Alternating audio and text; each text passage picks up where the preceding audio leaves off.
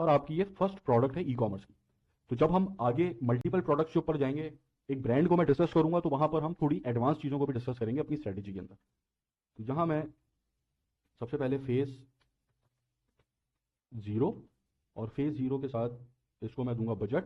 अभी देता हूँ बजट में, उसकी भी कैलकुलेशन आपको करनी है। और यहाँ जो मेरा पर्पस और प्रोडक्ट है, पहले मैं दे देता हूँ प्रोडक्ट का नाम। प्रोडक्ट हम दे देते चले बेल्ट्स, बेल्ट, और पर्पस हम मैं दे देता हूँ creative testing plus warm up. ये आपने अपनी कैंपेन को नाम दे दिया। बाकी ये अंदर की सारी चीज़ें मैं नहीं बताऊंगा, क्योंकि पिछली स्ट्रेटेजी के अंदर मैं कवर कर चुका हूँ। तो उसको आप देखिएगा कि मैं यहाँ सीबी ऑफ क्यों रख रहा हूँ, ऑन क्यों नहीं रख रहा, या फिर ये यहाँ पर मैं, और जो उसके अंदर चीज़ें मैंने आपको पिछली उसमें बताई थी। ठीक है, पिक्सल यहाँ सेलेक्ट करेंगे। कन्वर्जन इवेंट आपका परचेज होगा, क्यों होगा ये हम पहले डिस्कस कर चुके हैं, तो सारी चीज़ें डिस्कस नहीं कर रहा मैं। ठीक है, अब आ जाए यहाँ पर बजट के ऊपर। बजट आप देंगे अपने स्टॉक को देखकर। मैं ज्यूम कर रहा हूँ कि भाई मैं एक प्रोडक्ट से मैंने काम शुरू किया है और मेरे पास उस प्रोडक्ट के 100 पीस पड़े हैं, और वो 100 पीस खत्म होंगे तो फिर मैं नया स्टॉक लाऊंगा, और नए स्टॉक के बाद फिर मैं और फिर स्केलिंग, आगे स्केलिंग की तरफ जाऊंगा। तो अब 100 पीस की कैलकुलेशन कर लें कि आपके पास 100 पीस पड़े हैं। अब ये आप खुद से सवाल पूछें कि ये 100 पीस आप कितने दिन में बेचना चाहते हैं। आप चाहते हैं ये 100 पीस 10 दिन में बिके, आप ये चाहते हैं 100 पीस 20 दिन में बिके, या आप ये चाहते हैं 100 पीस 1 महीने में बिके। हम यहाँ एग्जाम्पल में ले लेते हैं कि यार मैं चाहता हूँ 15 दिन के अंदर ये मेरे 100 पीस बिक जाए, डिलीवर हो जाए, और फिर ताकि मेरे अगले जो 15 दिन है उसके अंदर रिटर्न विटर्न ये सारे मैनेज करके मैं पूरा अपना महीना निकाल लूँ। तो मैं यहाँ पे 100 पीस को अज्यूम करता हूँ कि मुझे 100 पीस 15 दिनों में बेचना है। ठीक है,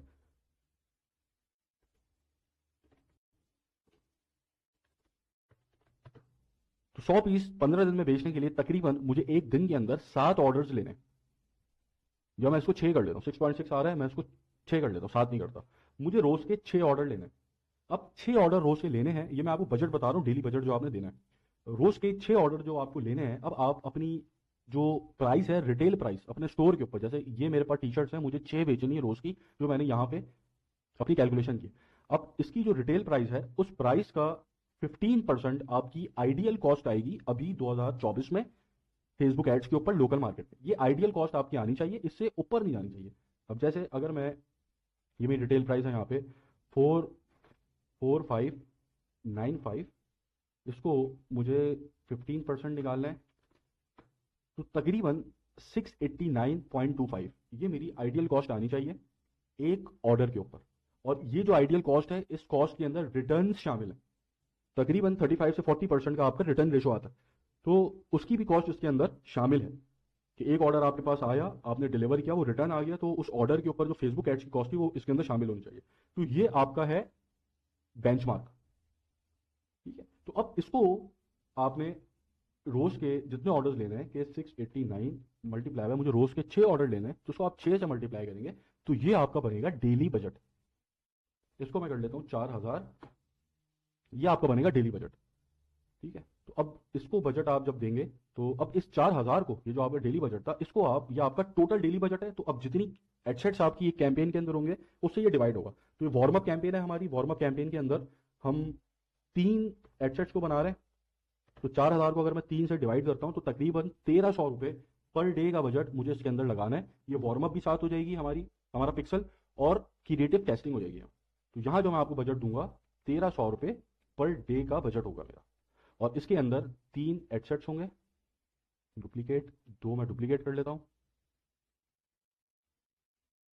ठीक है, 3 एडसेट होंगे, और ये तमाम एडसेट जो हैं ये एडवांटेज ऑडियंस पे चलेंगे, और जो प्लेसमेंट होगी वो एडवांटेज प्लेसमेंट होगी। ठीक है, आपने यहाँ पर मैनुअल प्लेसमेंट पे नहीं जाना। तो यहाँ पे इसको एडसेट ए, एडसेट बी, एडसेट सी, और यहाँ पर जो एड्स आएंगे वो आपके 3 एड क्रिएटिव का आपने इस्तेमाल करना है, जिनकी headline, ad copy, call to action सब सेम होगा, सिर्फ वीडियो या इमेज डिफरेंट होगा। ठीक है, तो यहाँ पर वैसे ही आपके 3 एडसेट्स आ जाएंगे, और ये आपकी कैंपेन बनेगी फेज 0 की क्रिएटिव टेस्टिंग। और ये जो आपकी कैंपेन चलेगी, ये चलेगी तकरीबन 3 डेज। तो 3 दिन के अंदर आपका यहाँ पे 1300 रुपये की एक कैंपेन है, डिवाइडेड बाय 3 मल्टीप्लाई बाय 3, तकरीबन 11,700 रुपया आपका लगेगा इस warm up plus creative testing की कैंपेन में। तो ये आपकी वार्म अप कैंपेन 3 दिन जब आप चला लेंगे तो उसका एनालिसिस आप उसी तरह करेंगे जो एनालिसिस हमने ड्रॉपशिपिंग की कैंपेन के वक्त मैंने आपको बताया था, एग्जैक्टली उसी तरीके से एनालिसिस होगा इसका।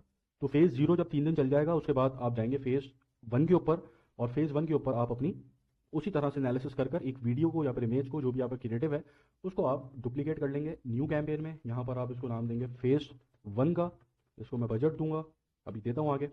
उसके बाद मैं अपनी प्रोडक्ट का नाम यहाँ लिख देता हूँ, चले हम बेल्ट्स को अज्यूम कर लेते हैं। और यहाँ अब होगी detailed targeting and interest testing.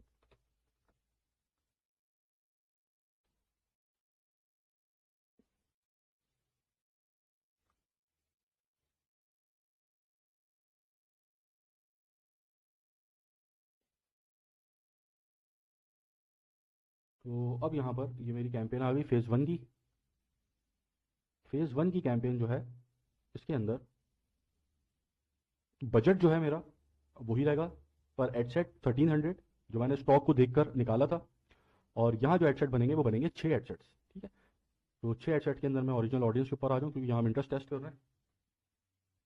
और यहाँ पे एज आप डिफाइन कर लें 18 से 44, 44। जेंडर्स, अगर आपकी प्रोडक्ट जेंडर स्पेसिफाइड है तो आप यहाँ सेलेक्ट करेंगे, वरना आप इसको सेलेक्ट नहीं करेंगे। बाद में आप इसको ब्रेक डाउन के सेक्शन के अंदर जाकर, यहाँ पर शायद पता नहीं मैंने डिस्कस किया नहीं किया ये, आप यहाँ जो ब्रेक डाउन का सेक्शन है इसके अंदर जाकर एज, प्लेसमेंट, जेंडर, इसके ऊपर भी इसको चेक कर सकते हैं। तो यहाँ पे 1300 का बजट आ गया।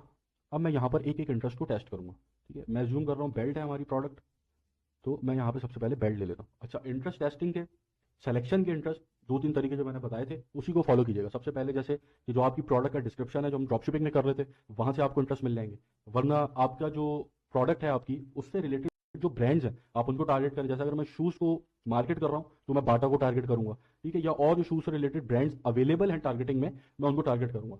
वरना जो आपकी प्रोडक्ट है आप उसको ढूंढेंगे एक्चुअल में उस नाम का इंटरेस्ट आपको मिल जाए। जैसे बेल्ट है, ये मुझे मिल गया, अब इस बेल्ट से रिलेटेड जो प्रोडक्ट्स हैं, जैसे बेल्ट है तो फिर शूज़ हो सकता है, फिर क्लोथिंग हो सकता है, इससे रिलेटेड मैं इंटरेस्ट को टारगेट करूंगा यहाँ पे। तो यहाँ जो पर्पस है वो सिर्फ ये टेस्ट करना है कि कौन से इंटरेस्ट के ऊपर हमें प्रॉफिटेबिलिटी के साथ परचेजेस आ रही है। और जो प्रॉफिटेबिलिटी जो ब्रेक डाउन हमने ड्रॉपशिपिंग के अंदर किया था वैसे ही आप यहाँ ब्रेक इवन पॉइंट अपना निकालेंगे, ठीक है, कि आपका ब्रेक इवन पॉइंट क्या है। उसके बाद आप देखेंगे हाँ यार ये ब्रेक इवन पॉइंट है, इसके मुझे अंदर रहना है। वो सारी बातें मैं रिपीट नहीं कर रहा क्योंकि ऑलरेडी मैं समझा चुका हूँ ड्रॉपशिपिंग वाली वीडियोस के अंदर। तो यहाँ पर ये एक मैंने इंटरेस्ट ले लिया, इसको मैं यहाँ पे डाल देता हूँ। अब इसको आप जो है डुप्लीकेट करेंगे और डुप्लीकेट करेंगे 5 बार। तो आप यहाँ पर टेस्ट कर रहे हैं 5 इंटरेस्ट को और साथ आप टेस्ट कर रहे हैं एडवांटेज ऑडियंस को।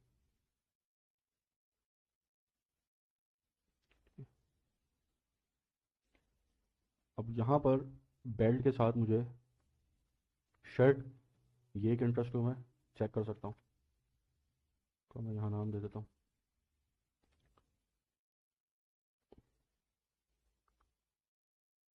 सूट, इसको मैं यहाँ नाम दे देता हूँ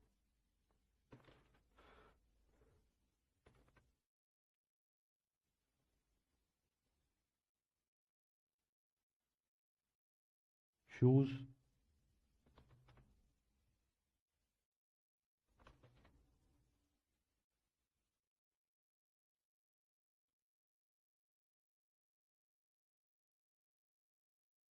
क्लोथिंग, ये मुझे मिल गया।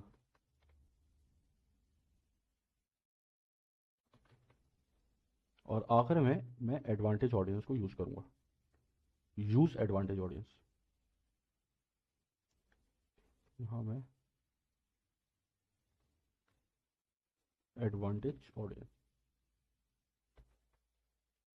तो ये अब हमारे पास 6 एडसेट्स बन गए। हर एडसेट का बजट जो है वो 1300 रुपये है, मल्टीप्लाई बाय 6, जिसके अंदर से 5 एडसेट जो हैं वो इंटरेस्ट के ऊपर है और एक एडसेट एडवांटेज ऑडियंस के ऊपर है। और इनके जो एड्स हैं वो किस तरीके से बनेंगे ऑलरेडी हम डिस्कस कर चुके हैं। तो उस तरीके से आप यहाँ पर एड कॉपी लिखेंगे, एड क्रिएटिव लिखेंगे, और जो चीज़ें मैंने समझाई थी ऑलरेडी वो दोबारा यहाँ पर एक्सप्लेन करने की ज़रूरत नहीं है, वरना टाइम वेस्ट होगा। तो ये आपका बनेगा फेज़ 1 जो कि आपका